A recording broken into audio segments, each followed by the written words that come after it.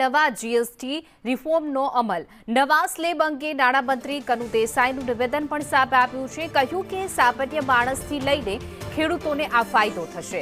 મધ્યમ વર્ગના લોકોને ધ્યાનમાં રાખીને સુધારો કરવામાં આવ્યો છે। અમલવારી અંગે સરકાર મોનિટરિંગ કરી રહી છે। છેવાડાના માણસ સુધી લાભ પહોંચે તેવી વ્યવસ્થા પણ કરી છે। 15મી ઓગસ્ટે પ્રધાનમંત્રીએ જાહેરાત કરી હતી, જેને લઈને આજથી અમલ થઈ ચૂક્યો છે।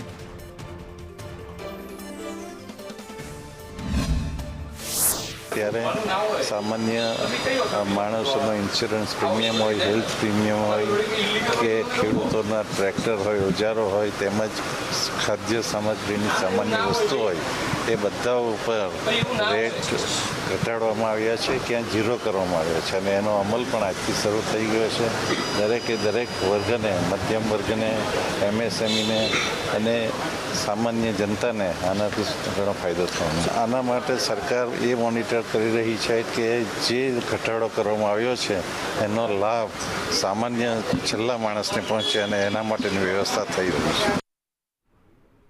તો બનાસ ડેરીમાં મહિલા ઉમેદવારને મેન્ડેટ ડિરેક્ટર તરીકે ડીસા બેઠક પર ઉમેદવારી નોંધાવી છે।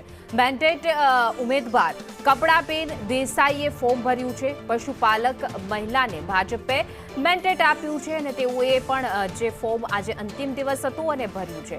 બનાસકાંઠાની બનાસ ડેરીમાં ડિરેક્ટર તરીકે ડીસા બેઠક પર ઉમેદવારી નોંધવામાં આવી છે। પ્રથમ વખત મહિલાએ નોંધાવી છે ઉમેદવારી। કમળાબેન મનુભાઈ દેસાઈએ ઉમેદવારી નોંધાવી છે। આજે અંતિમ દિવસ હતો, તેઓ ફોર્મ ભરવા માટે પહોંચ્યા હતા।